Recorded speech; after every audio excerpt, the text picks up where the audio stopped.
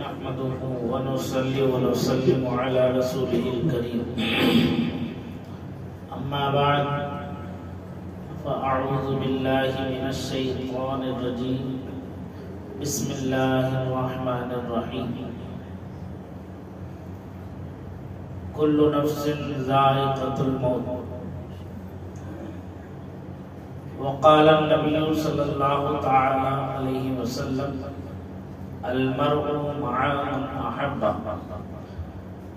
أو كما قال سيدنا رسول الله صلى الله تعالى عليه وسلم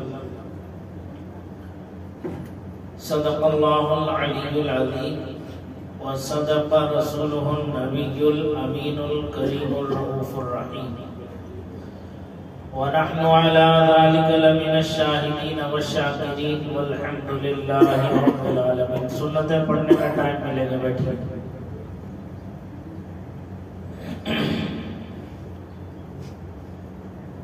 نماز یکسوئی کے ساتھ ہونا چاہیے. جب آپ کو ہم ٹائم دیتے ہیں سنتوں کا تو آپ اطمینان کے ساتھ نماز پڑھیں. درود پاک پڑھیں. اللہم صلی علی سیدنا و مولانا محمد معدن الجود والکرم وآلہ وصحبہ وبارک وسلم صلاة و سلاما علیک یا رسول اللہ صلاة و سلاما علیک یا حبیب اللہ صلی اللہ تعالی علیہ وسلم. حضرات کرام، اللہ رب العزت جل جلالہ وعم نوالہ کا فضل و احسان کہ اس نے خیر و عافیت اور سلامتی کے ساتھ عید الاضحیٰ کی خوشیاں، اس کی سعادتیں، اس کی برکتیں، اس کی رحمتیں اپنے کرم سے ہم جیسے گناہگار، سیاہکار، خطاکار، قصوروار بندوں کو عطا فرمائی. جتنا بھی سجدہ شکر ادا کیا جائے کم ہے. اور جو لوگ حج بیت اللہ کے لیے تشریف لے گئے، وقت مقررہ پر ارکان حج ادا کیے، خوش نصیب ہیں وہ لوگ جنہوں نے اپنے سر کی آنکھوں سے خانہ کعبہ کی زیارت کی اور در رسول پر حاضری دی. کیوں نہ ہو وہ عظیم الشان، عظیم المرتبت آقا کائنات جن کے لیے، جن کی بارگاہ میں حاضری کا حکم رب کائنات نے عطا فرمایا. قرآن کریم جس پر ناطق ہے، فرمایا گیا وَلَوْ أَنَّهُمْ إِذْ ظَلَمُوا أَنفُسَهُمْ جَاءُوكَ فَاسْتَغْفَرُوا اللَّهَ وَاسْتَغْفَرَ لَهُمُ الرَّسُولُ لَوَجَدُوا اللَّهَ تَوَّابًا رَحِيمًا. اگر یہ لوگ اپنی جانوں پر ظلم کر لیں، اللہ تعالیٰ سے بخشش و مغفرت چاہیں تو جاؤ کا، اے حبیب، جو بھی اللہ سے بخشش و مغفرت چاہتا ہے اسے آپ کے در دولت پر حاضر ہونا پڑے گا. قرآن کا جو جملہ ہے جاؤ کا، آپ کے پاس حاضر ہو، آپ کے در دولت پر حاضر ہو. آگے اسی میں ایک جملہ دوسرے جملے کی تفسیر کرتا ہے. پھر وہ آپ کے در دولت پر حاضر ہو کر اللہ سے بخشش و مغفرت چاہیں. اس چاہنے سے بھی کوئی کام نہیں بننے والا ہے. کب تک؟ جب تک کہ وَاسْتَغْفَرَ لَهُمُ الرَّسُولُ، رسول کائنات ان کے حق میں سفارشی نہ بن جائے. سمجھ میں آئی بات؟ در رسول پر حاضری کے باوجود قرآن یہ عقیدہ دے رہا ہے رہتی دنیا کے مسلمانوں کو جو اللہ اور اس کے رسول پر ایمان لے کر کے آئے ہیں، ان بندگان خدا کو یہ دعوت دی جا رہی ہے قرآن کی طرف سے کہ تم اگر واقعی بخشش و مغفرت کے طلبگار ہو، اللہ کی رضا کے طلبگار ہو، تو تمہیں ادھر ادھر بھٹکنے کی کوئی ضرورت نہیں، ادھر ادھر تمہیں جانے آنے کی کوئی ضرورت نہیں ہے۔ میرے دربار میں حاضر ہو، اور میرے دربار کی حاضری کے ساتھ ساتھ میرے محبوب کے در دولت پر بھی حاضری لازم ہے تمہارے۔ صرف حاضری ہی نہیں، وہاں آ کر مجھ سے توبہ و استغفار بھی کرو گے، تب بھی کام نہیں چلے گا اس وقت تک جب تک کہ میرے محبوب تمہاری اس توبہ پر مہر تصدیق نہ کر دے۔ جب تک میرا حبیب میری بارگاہ میں تمہارے حق میں سفارشی نہ ہو جائے، اس وقت تک تمہارا کام بننے والا نہیں ہے۔ اور جب میرا حبیب میرا محبوب تمہارے حق میں سفارشی ہو جائے، تمہارے حق میں مہر تصدیق کر دے، تو قرآن بشارت دے رہا ہے کس چیز کی؟ لَوَجَدُ اللَّهَ تَوَّابًا رَحِيمًا، تو اللہ تبارک و تعالیٰ کو بہت توبہ قبول کرنے والا پائے گا۔ اللہ اکبر، اللہ کا ذکر ہونا چاہیے۔ گفتگو ایسی نہ ہو کہ ہم کسی قبرستان میں بیٹھ کر مردوں کے سامنے انہیں کچھ واعظ و نصیحت کرتی۔ یہ ایمان، یہ عقیدہ، یہ محبت رسول، یہ تو دل سے خود بخود چھلکتا ہے، یہ پیسے دے کر خریدی نہیں جا سکتی یہ محبت ہے۔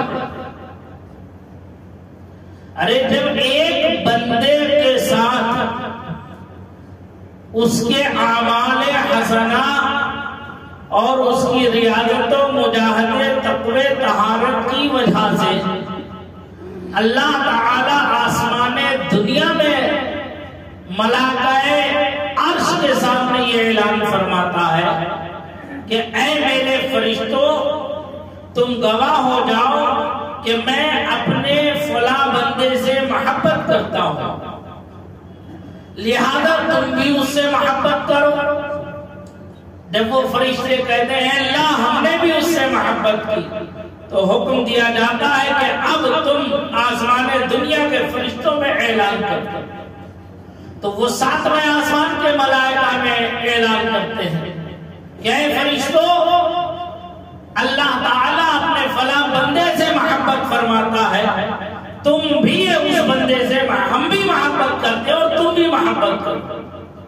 اب یہ پیغام آگے پہنچا تو وہ چھٹے آسمان کے فرشتوں کو پکار کر کے کہتے ہیں یہی جملہ، پھر وہ پانچویں آسمان کے فرشتوں کو، پھر وہ چوتھے آسمان کے فرشتوں کو، پھر وہ تیسرے آسمان کے فرشتوں کو، پھر وہ دوسرے آسمان کے فرشتوں کو، پھر وہ پہلے آسمان کے فرشتوں کو پکار کر کے یہ اعلان کرتے ہیں، اور پھر ان کو حکم دیا جاتا ہے پہلے آسمان کے فرشتوں سے کہ اب روئے زمین پر ندا کرا دی جائے کہ اللہ تبارک و تعالی اپنے فلاں بندے سے بے پناہ محبت فرماتا ہے، اور اس نے حکم دیا ہے تمام ملائکہ اکرام کو کہ وہ بھی اس سے محبت کریں، اور وہ حکم دیتا ہے روئے زمین پر اعلان عام کرنے کا۔ تو وہ آسمان اول کے فرشتے دنیا کے فرشتوں میں اعلان کرتے ہیں، اور دنیا کے فرشتے لوگوں تک اس کے پیغام کو پہنچا دیتے ہیں، اور لوگوں کے دلوں میں یہ جو اللہ والوں سے محبت ہے، اللہ والوں سے عقیدت ہے، اور اللہ کے رسول سید عالم صلی اللہ علیہ وسلم کے سچے نائبین سے الفت و محبت ہے، جو علماء حق کی طرف ٹھاٹے مارتے ہوئے سمندر کی طرح دوڑ پڑتے ہیں، یہ وہ ندائے خداوندی ہے جو فرشتوں کے ذریعے مخلوق میں خدا تک پہنچا دی جاتی ہے، اور مخلوق کے دلوں میں ان علماء کا، سادات کا، مشائخ کا، اولیاء کاملین کا، صحابہ اکرام کا کی الفت و محبت ان کے دلوں میں جاگزی ہو جاتی ہے۔ ذرا اندازہ تو لگاؤ، جب ایک عام بندہ مومن کی محبت کا اعلان اس شان و شوکت کے ساتھ خالق کائنات فرماتا ہے، تو اپنے محبوب سید عالم نور مجسم صلی اللہ تعالی علیہ وسلم کا کی الفت و محبت کا اعلان کس شان سے کر رہا ہے نا؟ تو اس لیے دل مچلنا چاہیے، معلوم ہونا چاہیے کہ یہ اہل سنت و جماعت کا مجمع ہے، عاشقان رسول کا مجمع ہے، وہ لوگ جو اللہ اور اس کے رسول سے محبت کا دعویٰ کرتے ہیں ان کا مجمع ہے۔ جتنا ذکر ہم اپنی زبان سے اپنے رب کا کریں گے اتنا ہی بہتر ہے، اور جمعہ تو سید الایام ہے، اس میں جتنا ذکر ہو سکے کرو، کیونکہ اس کے اندر مقبولیت ایک عظیم ساعت آتی ہے۔ تو حضور سید عالم نور مجسم صلی اللہ تعالی علیہ وسلم کے در دولت پر حاضر ہونا یہ کافی نہیں ہے۔ بعض لوگ آج بھی جاتے ہیں حج کے لیے، لیکن ان کی نیت صرف کعبۃ اللہ میں زیارت تک محدود رہتی ہے۔ اگر زیادہ سے زیادہ اگر کچھ کر لیا تو 40 نمازیں مسجد نبوی میں پڑھنے کا حکم ہے، اس لیے مسجد نبوی کی نیت کر کے وہ وہاں چلے جاتے ہیں، روضہ رسول کی نیت نہیں کرتے۔ سوچنے کی بات ہے، کعبہ ملا کس کے صدقے میں؟ حج ملا کس کے صدقے میں؟ نمازیں ملی کس کے صدقے میں؟ دین و ایمان ملا کس کے صدقے میں؟ ارے جس ذات کے صدقے میں ملا ہم اسی ذات کو فراموش کر دیں اور پھر رحمت خداوندی کا انتظار کریں۔ اسی لیے خالق کائنات علیم و سمیع و خبیر و بصیر ہے، وہ جانتا ہے کہ میرے بندوں میں کس کی کیا خاصیت ہے، ان کی مٹی کی تاثیر کیا ہے، ہمارا وجود بھی نہیں تھا اس کے علم میں سب کچھ تھا۔ وہ جانتا تھا کہ دنیا میں آنے کے بعد کچھ لوگ ایسے بھی ہوں گے جو مجھ سے محبت کا دعویٰ تو کریں گے لیکن میرے حبیب سے دوری بنا کر رکھیں گے، لہذا اس کا ستیاب پہلے ہی کر دو، جو میرے حبیب کا نہیں وہ میرا بھی نہیں۔ اگر تم مجھے راضی کرنا چاہتے ہو تو میرے حبیب مصطفیٰ جان رحمت صلی اللہ علیہ وسلم کو راضی کرو، ان کے در دولت پر آؤ۔ یہ قرآن کا فرمان ہے، صرف آنا کافی نہیں ہے بلکہ رسول اللہ صلی اللہ علیہ وسلم کا خود سفارشی ہونا ضروری ہے۔ جب آپ کہیں گے کہ اے اللہ یہ میرا امتی ہے تو اس میں مزہ کچھ اور ہے۔ ہم کہتے پھریں گے ہم امتی ہیں، سرکار چہرے مبارکہ پھیر لے تو کیا کریں گے؟ جو آج بے ادبی اور گستاخیاں دن کے اجالوں میں کر رہے ہیں، رات کے اندھیرے میں نہیں۔ اگر کوئی غیر کرتا ہے تو ہم ایک خلجان میں آ جاتے ہیں، ایک حیرانی کیفیت پیدا ہوتی ہے اور پھر اسے برا بھلا کہنے میں صبح سے شام ہماری گزر جاتی ہے۔ لیکن جو حکم اس کے لیے ہے وہی حکم اس کے لیے بھی ہے جو کلمہ پڑھ کر، نماز پڑھ کر، روزہ رکھ کر، حج کر کے، صدقات و خیرات و حسنات کر کے بارگاہ رسالت مآب صلی اللہ علیہ وسلم میں معمولی بھی اگر گستاخی و بے ادبی کرتا ہے تو اس کا بھی وہی حکم ہے کہ وہ دائرہ اسلام سے خارج ہے، مرتد ہے، اس کا اسلام سے کوئی واسطہ، کوئی تعلق نہیں ہے۔ چاہے وہ لاکھ نمازیں پڑھے، لاکھ روزے رکھے، لاکھ حج کرے، لاکھ صدقات و خیرات کرے، لاکھ بھلائی کے کام کرتا دنیا میں پھرے، لوگ اسے دیندار سمجھے، مذہبی سمجھے، اگرچہ لمبی لمبی داڑیاں رکھتا گھومے، لمبے لمبے کرتے پیجامے پہنے گھومے، لیکن اگر بارگاہ رسالت میں آپ کا گستاخ و بے ادب ہے تو اس کا دین سے رتی برابر بھی کوئی واسطہ، تعلق اور ناتا نہیں۔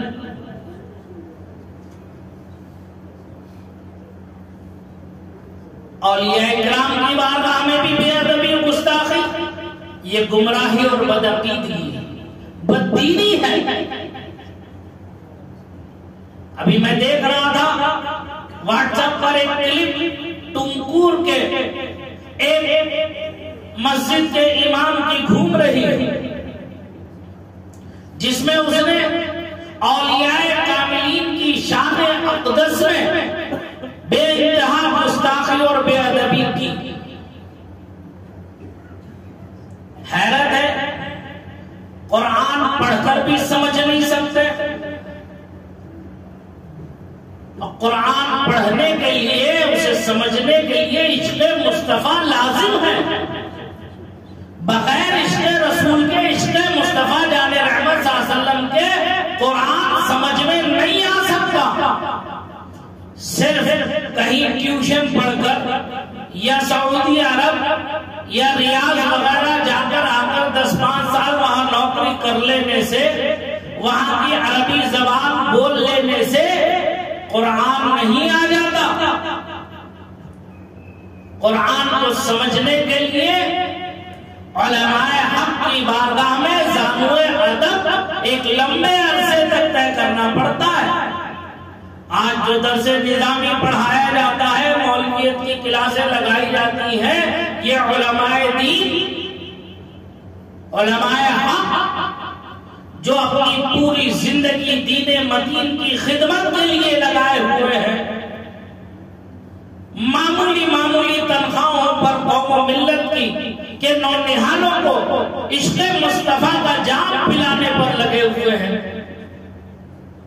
ایک ایک نقطے، ایک ایک حرف کے اسرار و رموز کو سمجھانے میں کئی کئی دن لگ جاتے ہیں، پھر بھی وہ کما حق سمجھا نہیں پاتے۔ یہی کہتے کہ میرا علم جہاں تک تھا وہاں تک میں نے سمجھا دیا، آگے تمہارا رب جلیل تمہارے حال پر کرم فرما دے، تمہارے لیے علم کے دروازوں کو کشادہ کر دے، تمہارے ذہن و دماغ کو کشادہ کر دے۔ یہ دعائیں دے کر دستار بندی کے بعد رخصت کر دے۔ 9 سال شب و روز عالم حق کی صحبت میں بیٹھنے کے بعد اس کے سر پر دستار فضیلت باندھی جاتی ہے۔ یہ مارکیٹنگ کرنے والے، یہ سیلز مینی کا کام کرنے والے، 2-4 سال سعودی عرب رہ کر آنے والے، عربی زبان کو ٹیوٹروں سے سیکھ کر کے اس کے معانی کو، قرآن کے معانی سمجھ لینا، قرآن کے مطالب سمجھ لینا، یہ بچوں کا کھیل نہیں ہے۔ قرآن کو سمجھنے کے لیے لازم و ضروری ہے عشق مصطفیٰ ہونا چاہیے۔ اللہ نے 2 آنکھیں دی ہیں، ایک علم کی آنکھ ہے، ایک عشق کی آنکھ ہے، ان میں سے کوئی ایک بھی بند کر لے گا تو گمراہ و بددین ہو جائے گا۔ تو نہیں معلوم وہ ٹنکور کی مسجد کا کیسا مولوی کہاں مکتب کے اندر پڑھا، مدرسے کے اندر پڑھا تھا کہ مدرسے کی گلیوں میں گھوم پھر کے پڑھا تھا۔ اس بندے خدا کو یہی نہیں معلوم کہ اولیاء کاملین کی عظمت قرآن کس طرح اعلان کر رہا ہے۔ قرآن فرماتا الا ان اولیاء اللہ لا خوف علیہم ولا هم يحزنون الذین آمنوا وكانوا يتقون۔ خبردار آگاہ ہو جاؤ، اللہ کے ولیوں کو نہ کوئی خوف ہے نہ کوئی غم۔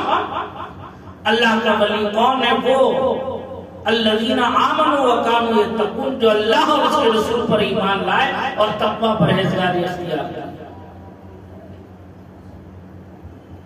تو ان کی شان اقدس میں ایسی گستاخی بے ادبی کی وہ ویڈیو آئی۔ ابھی میں نے تھوڑی 1 گھنٹہ پہلے دوسرا ایک کلپ دیکھا جس میں وہ بیٹھے ہوئے معافی مانگ رہے ہیں۔ کہ میرا مطلب یوں نہیں تھا، میرا مطلب ایسا نہیں تھا، میرا مطلب ویسا نہیں تھا. ارے بولا ہی کیوں تھا تم؟ جس باب میں تجھے علم نہیں اس باب میں کلام کرنے کا مطلب کیا ہے؟ اور قوم کو گمراہ کرنے کا مطلب کیا ہے؟ عید الاضحیٰ کا خطبہ تھا، عید سے متعلق گفتگو ہونا چاہیے تھی، لیکن عید سے متعلق گفتگو نہ کر کے اولیاء کاملین کی عزت و عظمت پر کیچڑ اچھالا. ایسے ہی لوگوں کی وجہ سے، ایسے ہی بددینوں کی وجہ سے آج اولیاء کرام کی مزارات کی جو بے حرمتی ہو رہی ہے، یہ ایسے ہی خرافاتی ذہنوں کی وجہ سے. سعودی عرب میں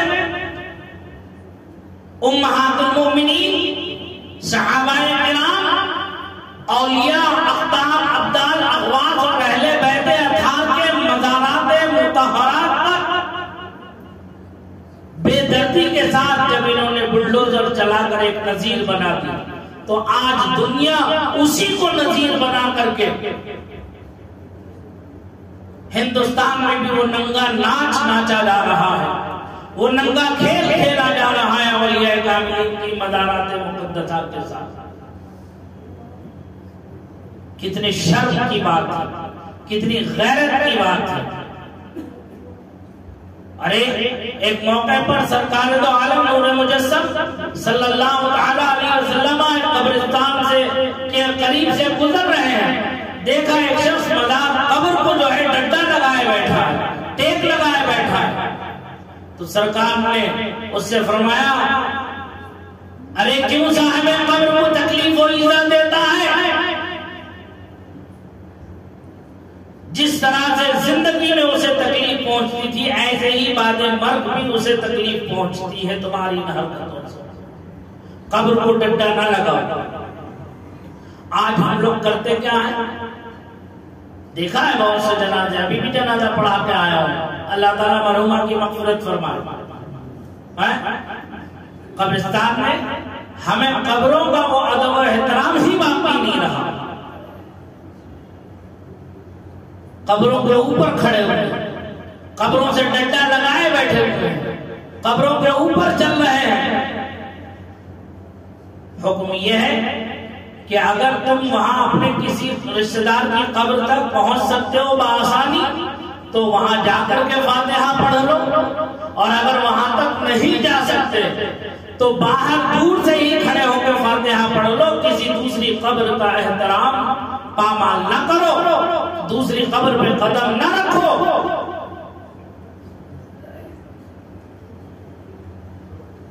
آج ہمیں ہو کیا گیا ہے، ہم کر کیا نہیں، کرنا کیا چاہیے.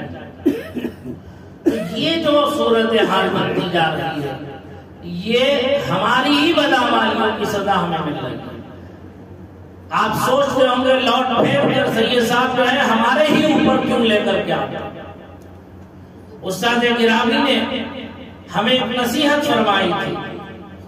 استبل کے گھوڑے جو ہیں اس میں سے اگر استبل کا دروازہ کھلا ہوا ہے اور چند گھوڑے بھاگ گئے ہیں تو عقل مند آدمی کیا کرے گا؟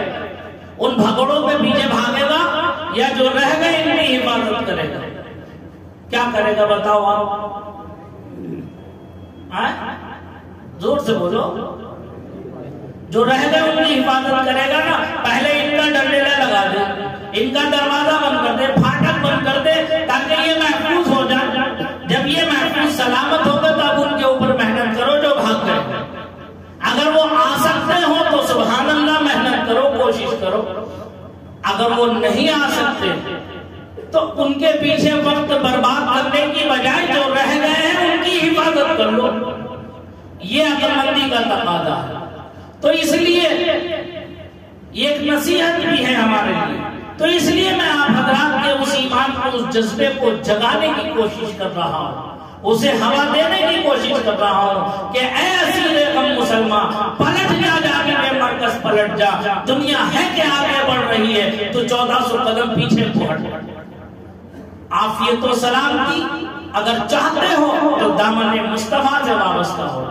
اللہ سے بخشش و مغفرت چاہتے ہو تو دامن مصطفیٰ سے وابستہ ہو. قرآن نے صاف فرما دیا ہے کہ بارگاہ رسالت میں حاضری لازم و ضروری ہے. اگر ہو گئی اور قبولیت کی گھڑی اور ساعت آ گئی تو تمہاری دنیا بھی بہتر ہوگی اور آخرت بھی بہتر ہو جائے گی. کیوں؟ یہاں بھی مصطفیٰ جان رحمت صلی اللہ علیہ وسلم کا سہارا ہے اور قبر میں بھی مصطفیٰ جان رحمت صلی اللہ علیہ وسلم کا سہارا ہے. جب قبر میں 3 سوال ہوں گے، من ربک کا، ما دینک کا، ما کنت تقول فی حق ھذا الرجل، تو سرور کائنات نور مجسم صلی اللہ علیہ وسلم کی زیارت کرا کر بعض روایتوں میں ہے کہ اس کی قبر سے لے کر روضہ رسول تک جتنے فاصلے ہیں، جتنے پردے ہیں، وہ سارے پردے کشادہ ہو جاتے ہیں، وہ سارے پردے ہٹا دیے جاتے ہیں اور ہٹانے کے بعد سرکار کی زیارت کرا کے اس میت سے یہ پوچھا جاتا ہے، چاہے وہ مرد ہو یا عورت ہو، تو کیا کہتا تھا، تو کیا کہتی تھی اس ذات گرامی کے بارے میں.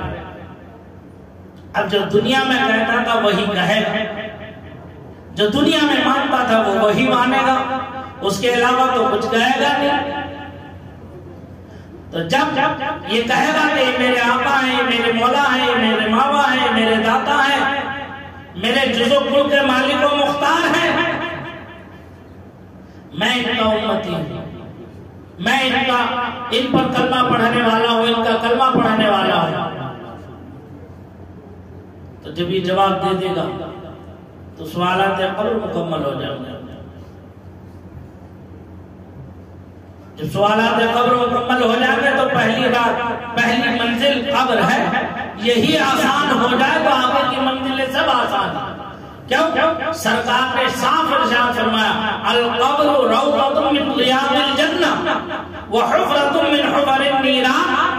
قبر جو ہے جنت کے باغیچوں میں سے ایک باغیچہ ہے اور جہنم کے گڑھوں میں سے ایک گڑھا ہے. جب بندہ خدا ان تینوں سوالوں کا جواب صحیح دے دیتا ہے تو اس کی داہنی جانب بائیں جانب سے کھڑکی کھولی جاتی ہے، اس میں سے گرم لپٹیں آتی ہیں، یہ گھبرا جاتا ہے، فوراً بند کر دی جاتی ہے.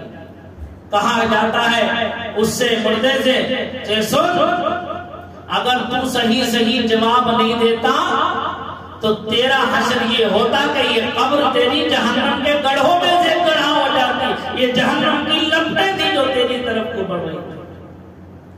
چونکہ تو نے سوالات قبر مکمل کرتی ہے تو اب داہنی جانب کی طرف سے کھڑکی کھولی جاتی ہے اور اس میں سے خوشبودار ہوا جو دل کو چھو جاتی ہے، دل کو تسلی و تسکین دیتی ہے، وہ خوشبودار ہوا ٹھنڈی جو ہے آتی ہے. تو پھر اس کے بعد اس سے کہا جاتا ہے نم کنومت العروس، سو جائے جیسے پہلی رات کی دلہن سوتی ہے، جب اس کا شوہر اسے جگاتا ہے تب وہ جاگتی ہے. ایسے ہی صبح قیامت میں جب منادی ندا کرے گا بارگاہ رب العزت میں حاضری کے لیے تو اس وقت اس ندا پر لبیک کہتے ہوئے تو اپنی قبر سے نکل گیا باہر. تو یہ ہے قبر جنت کے باغیچوں میں سے باغیچہ اور جہنم کے گڑھوں میں سے گڑھا ہے. لیکن یہاں بھی عشق مصطفیٰ ہی کام آئے گا. عشق مصطفیٰ نماز، روزہ، حج، زکات جو ہے یہ ذریعہ نجات ہے. کیا ہے؟ ذریعہ نجات ہے، مدار نجات نہیں ہے. جس پر نجات موقوف ہے وہ نہیں، مدار نجات عشق مصطفیٰ ہے، عشق رسول ہے. نماز، روزہ، حج، زکات اور صدقات و خیرات بھی اسی کے قبول ہوں گے جو محبت رسول، عظمت رسول، اطاعت رسول کے ساتھ ادا کرے گا. جس کے دل میں رتی بھر عظمت نبی سے مخالفت ہو وہ کبھی کامیاب نہیں ہو سکتا، نہ دنیا میں نہ آخرت. اس لیے دنیا اپنا نقشہ بدل رہی ہے، اپنا رنگ دکھا رہی ہے، بار بار ہمیں ڈرایا جا رہا ہے، ہمیں دھمکایا جا رہا ہے. ہمارے ملک میں ہی ہماری جو آزادی آئین نے دی ہے ہمیں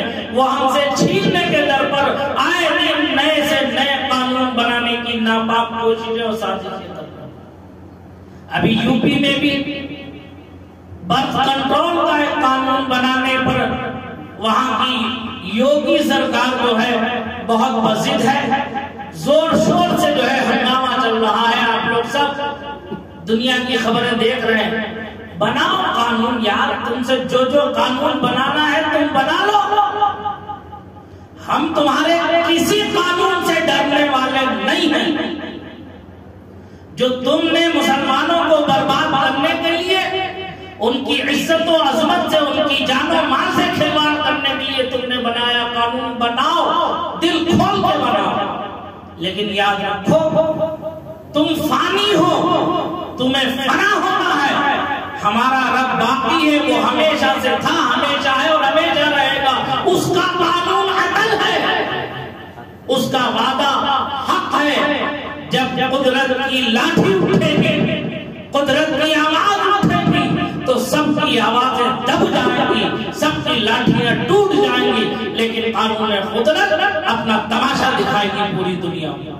لیکن مسلمانوں، اس کے لیے شرط ہے کہ تم اپنے آپ کو بدلو، تم اپنا رشتہ اپنے خالق سے صحیح طریقے سے جوڑو، اپنے مالک سے صحیح طریقے سے جوڑو۔ ارے جو اللہ کی امن و امان میں آ جائے گا، اسے کون نقصان پہنچا سکتا ہے؟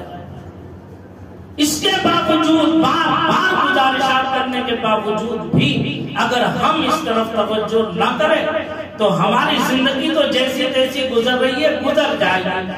مردہ اپنی قبر کا خود حساب کتاب دیتا ہے، کوئی بھائی بھتیجا بیوی بیٹا بیٹی کوئی نہیں آنے والا ہے حساب دینے کے لیے قبر کے اندر۔ میدان حشر میں ہمارا حساب ہم سے ہی ہوگا، کوئی دوسرا ہمارا حساب فائنل کرنے نہیں آئے گا۔ سمجھ میں آ رہی بات؟ اب ہم تو چلے جائیں گے، لیکن ہماری آنے والی نسل کا کیا ہوگا؟ ہم اپنی نسل کی فکر کیوں نہیں کر رہے ہیں؟ ہم ان کے مستقبل کی فکر کیوں نہیں کر رہے ہیں؟ کیوں نہیں ہم انہیں اچھے ہنر سکھاتے؟ کیوں نہیں ہم انہیں اچھے اخلاق سکھاتے؟ کیوں نہیں ہم انہیں اچھی تعلیم و تربیت دیتے؟ کیوں نہیں ہم تھوڑا سا وقت دین سیکھنے کے لیے نکالتے، دین کو سمجھنے کے لیے نکالتے؟ کیوں نہیں نکالتے؟ کاروبار جب تک تمہاری سانسیں باقی ہیں تب تک رہے گا، وہ چھوٹنا نہیں ہے، وہ نہیں چھوٹے گا تم سے۔ کاروبار قرآن و حدیث کی روشنی میں کیسے کیا جائے، حلال رزق کیسے کھایا جائے، حلال رزق کیسے کمایا جائے، یہ ہر مسلمان پر جو تاجر ہے اس کے اوپر فرض ہے۔ سیکھے، سمجھے، بیٹھے علماء کی بارگاہ میں کہ اللہ نے کاروبار کے معاملات میں کیسے ہمیں حکم دیا ہے، ہم کیسے کام کریں، کیسے ہم اپنے قوم کی ترقی کریں، خود بھی ترقی کریں، قوم کی بھی بھلائی کریں۔ ارے ہم خود بھی اچھے راستے پر چلیں، ہمارے بھائی بھتیجے بھانجیاں انہیں بھی ہم اچھے راستے پر چلائیں۔ ہمارے آس پڑوس میں محلے کے جو بچے ہیں، نوجوان ہیں، ہم انہیں بھی ساتھ لے کر کے چلیں، ان کا بھی کچھ بھلا کریں، ان کو بھی اچھی تعلیم و ہدایت دیں، ان کے لیے بھی اچھا سوچیں، اچھا کریں۔ یہ کب ہمارے دلوں میں جذبہ ایمانی پیدا ہوگا؟ یہ ایمان کی علامت ہے۔ کب ہم اپنے دلوں کے اندر یہ سب چیز پیدا کریں گے؟ جب کہ دشمن ہماری جانوں پہ در پہ آ جائے۔ کب ہم اپنا سیلف ڈیفینس کریں گے، اپنا بچاؤ کریں گے؟ کب تک ہم اپنی جوانی کو اپنے ہاتھوں سے برباد کرتے رہیں گے کہ کوئی دھکا مارے تو جا کے دور گرے گا؟ کیوں؟ اللہ تعالیٰ کی بارگاہ میں دعا ہے، پروردگار ہمیں صحیح سوچنے، صحیح فیصلے کرنے کی توفیق رفیق عطا فرمائے۔ یہ دنیا دار فانی ہے، یہاں سب کچھ فنا ہونا ہے، کسی کی بقا نہیں ہے، کوئی حکومت ہمیشہ قائم رہنے والی نہیں ہے۔ اگرچہ یہ ظالم آج ہمارے سروں پر مسلط ہے تو یہ ہماری ہی بدعمالیوں کا صلہ ہے، ہماری بدعمالیوں کی وجہ ہے۔ اگر آج ہم اپنے عمل کو بدل لیں، اپنے کردار کو بدل لیں، اپنے اخلاق کو بدل لیں، اپنے گفتار کو بدل لیں، آج یہ اکھڑ پھٹ جائے گا۔ لیکن نہیں، ہم مسجدوں کو آباد نہیں کرتے، خانقاہوں کو آباد نہیں کرتے۔ خانقاہیں وہ ہے جہاں قال اللہ قال رسول۔ آج مرید بھی ہو رہے ہیں تو صرف وقتی مرید ہو رہے ہیں، ان مریدوں کی کوئی تعلیم و تربیت بھی نہیں ہے آج ہمارے یہاں پر۔ مرید بنانے کا مطلب کیا ہے؟ دلوں کو اللہ کی طرف متوجہ کر دینا، گناہوں سے بھرے ہوئے دل کو گناہوں سے صاف کر کے نور معرفت الہی کے دلوں میں روشن کر دینا۔ یہ ہے میری مریدی کا تقاضا، یہ ہے میری مریدی کا معاملہ آج ایک دوڑ ہے، جسے چاہے اسے مرید کر لیں، جس کے پیچھے چاہے اس کے پیچھے بھاگ جائے، بھلے سے وہ ہماری اچھی تعلیم و تربیت ہو کہ نہیں ہو۔ ہم دیکھتے نہیں ہیں کہ پیر کیسا ہونا چاہیے، ہر گمراہ و بدعقیدہ کے دامن سے ہم وابستہ ہو کر کے جو ہے ہم اپنی دنیا بھی برباد کرنے اور آخرت بھی برباد کرنے لگے۔ مسجد بھی اللہ کا گھر ہے، یہاں بھی سکون ملتا ہے، اور خانقاہ بھی رسول اللہ کا گھر ہے، وہاں بھی سکون ملتا ہے، مدرسہ بھی رسول اللہ کا گھر ہے، وہاں بھی سکون ملتا ہے۔ اپنے بچوں کو اچھی تعلیم و تربیت دینا، خود بھی اچھی تعلیم و تربیت حاصل کرنا، یہ ہمارے اوپر لازم و ضروری ہے۔ اس لیے سوچو سمجھو اور اس پر عمل کرو۔ اللہ تعالیٰ مجھے آپ سب کو اس پر عمل کی توفیق رفیق عطا فرمائے۔ آمین وآخر دعوانا الحمدللہ رب العالمین۔ السلام علیکم ورحمۃ اللہ وبرکاتہ۔